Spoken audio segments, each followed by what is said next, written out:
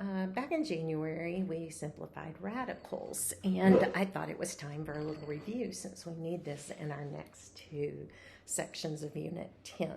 So let's just do a quick simplifying review. Radical. A radical is this thing. In Algebra 1, all we do is this, the square root. There's an imaginary 2 here. It means, or invisible, I guess I should say.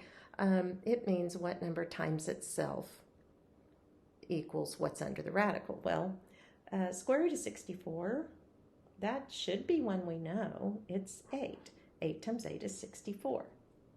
But now, if you don't know your perfect squares, you can go to your calculator. I'm going to use the one on my phone, the phone app, because I didn't bring one home. Like second x squared, 64, enter, would tell you that it was 8, in case you didn't know it. But if we go second x squared, radical, square root, 24, it comes out to a decimal. Well, we're losing accuracy because that's not the end. That's going to go on forever. We have to round at some point. So let's simplify it to the smallest number under the radical that we can. So what are the factors of 24? 1 and 12. That's funny. 2 and 12. 1 and 24. 3 and 8. 4 and 6. Are any of these numbers perfect squares? Well, I know that 4 is. 4 is a perfect square. So I could change this. I could just change it to the factors. The square root of 24 is the square root of 4 times 6. Or I could even say square root of 4 times square root of 6. They can split like that. What is the square root of 4? It's 2. So I change that to 2. Square root of 6 can't be simplified. It stays under. Now, just to make life easier for you, let's go over here to the side of our paper and let's list our perfect squares. I don't need 1 because that doesn't change anything. 2 times 2 is 4. 3 times 3 is 9. 4 times 4 is 16. 5 times 5 is 25. 6 times 6, 7 times 7. 8 times 8, 9 times 9. 10 times 10. 11 times 11. We'll stop there for now. So some of you are not real good at your factors. And what was our little trick for that? You go to y equals and you put in, we're going to skip down to 5. 27 divided by x. And then you go second graph and look at only the integers, the whole numbers. Don't look at decimals. So really my only choice here is 1 times 27 and 3 times 9. Look in the blue column. Is one of those over here? Why, yes it is, 9. So I can change this to the square root of 3 times the square root of 9. 9 is a perfect square. Square root of 9 is 3. It comes out in front. I can't simplify this because it's not in my list. It stays under. All right. Square root of 18, for those of you who struggle with your factors. Whoa. We're going to change that to an 18. What have I done? No, that's right. 18 divided by x. Second graph. And I can see, I'm looking, start at the top of the blue column, go down until you find the first number you come to that's in this column. That's a perfect square. Well, it's a 9. So square root of 2 times square root of 9. Does the order matter here? I will tell you, no, it does not. What matters is 2 is not in the list, so it stays under the radical. 9's in the list, so I actually take the square root of it because it's a whole number. One thing that wasn't important the first time we did this, but is important now, is that this could actually be positive or negative. And for the rest of for 10.3 and 10.4, we're going to need to know both the positive and the negative solutions. So this is both positive or negative because, well, let's look at 8. That'll make more sense. 8 times 8 is 64. Negative 8 times negative 8 is also positive 64. So both the positive and the negative, because when they're multiplied by themselves, they both become positive. Let's do 2 more. Let's do number 3. So once again, this doesn't work like the yellow one. Okay. 32 divided by x. On the yellow one, you can just type over the number. Second graph, and we're going to see, oh, what's the first one I come to? 16 over here in my list. So I'm going to change it to square root of 2 times square root of 16. 2 is not in my list. It has to stay under the radical. Square root of 16 is 4. There's my answer, my simplified radical. Oops, what did I forget? Plus or minus. So 200, I hope that we could do this one pretty easily, because isn't 200 100 times 2, and isn't 100 over here? So what's the square root of 100? 10. Square root of 2. Positive or negative? Now, I went through that quickly to make the video short and because it was a review. Here's the new part. Solve by square root.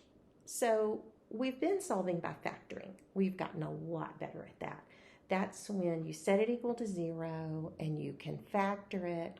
This is the only method we use when we solve by square root. It's the only method we use where it's not equal to 0, okay? We're not going to make this one equal to 0. This is the only method we use where we're not. Use this when the x term, that's called the linear term, is missing. Look at all of these. Do you see how there's a squared term and a constant? Squared, constant, squared, constant. You kind of see down here, it looks like there's just an x, but look, it's in parentheses with a squared. So use it when the plain x term, that's your linear term, is missing. Isolate, get by itself, the squared term or expression on one side of the equal sign. So instead of getting it equal to 0, your goal is to get the squared by itself. See how in these first three, it's already on one side of the equal sign by itself. Then you take the square root of both sides. You need the positive and the negative. Okay, let's look at this. Is the x term missing? Yes. Is the squared term isolated on one side of the equal sign? Yes. Then take the square root of both sides. The square root of x squared is x, because x times x is x squared. Square root of 9 can be positive or negative 3. Now, we could have gotten it equal to 0 and solved this by difference of two squares. For some reason, y'all have not liked that too much. This way should be faster and easier. All right, is the x term missing? Yes. Is the x squared by itself on one side of the equal sign? Yes. Take the square root of x squared is x. Now, this is not a perfect square, but the only factors of 8 are 2 and 4. Is 4 a perfect square? Yes. So, positive or negative, the 2 square root of 4 is 2. It comes out, square root of 2, can't reduce. It stays under. This is where we need to simplify our radicals. Why would we simplify? Well, we want them all to be in simplified form, just like we do fractions or anything else, so that we can compare more easily and know that we all got the right answer. Oh, this one should be easy. The x term's missing. The x squared term is isolated. Square root of both sides. What's the square root of 1? Positive or negative 1. All right, those were our one step, pretty easy ones. All right, let's go to the next row. Is the x term missing? Yes. Is the x squared isolated on one side of the equal sign? No, it's not. How do I get it alone? I get rid of this minus 400. How do I get rid of minus 400? By doing the opposite. So x squared is 400. Now I have this isolated. I can take the square root of both sides, positive or negative. Don't ever forget that. Well, just in case we don't know, let's check square root of 400 on our calculator. Look, it's 20. That one turned out nicely. Okay, once again, the squared term's not isolated. So I'm going to go plus 40, x squared equals 40. Take the square root of both sides, and x equals, okay, square root of 40. That one is not a perfect square. So let's go to y equals 40 divided by x. Second graph. Go to, okay, start here in the blue, the top of the y column. Go down until you come to the first perfect square that's in your list over there on your notes. 4. So what can I split it into? 4 times 10. Which one's the perfect square? 4. Perfect square. Square root of 4. Whoops, plus and minus. Square root of 4 is 2. I can't simplify. Sorry, nap. Square root of, I can't simplify square root of 10, so it stays.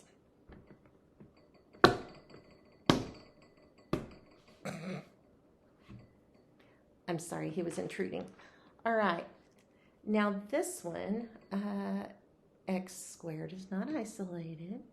I've got to add this 60, but look what happens.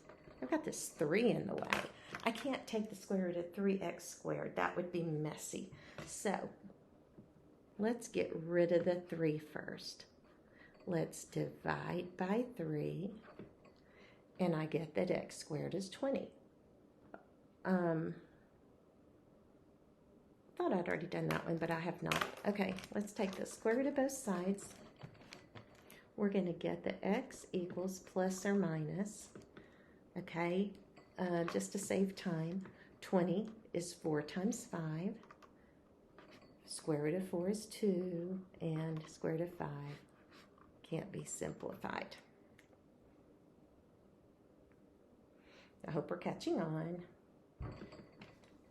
All right, these get tricky.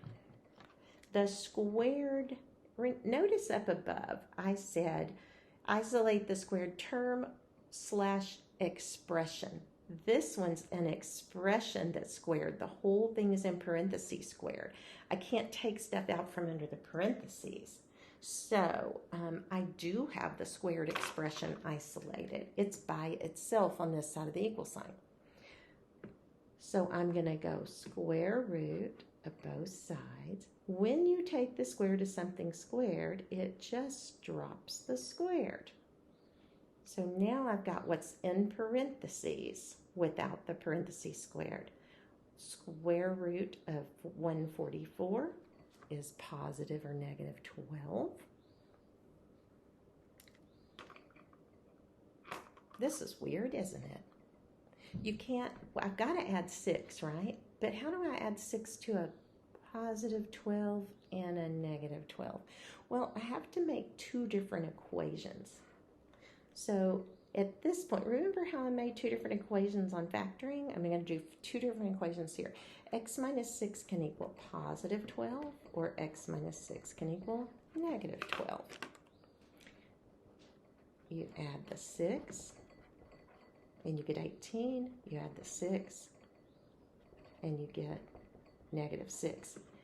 Now, did you notice that this time I already took the plus and minus aren't going to be in my answer because I took care of it up here.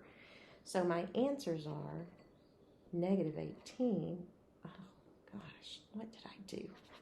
Whoopsie, whoopsie, ignore that.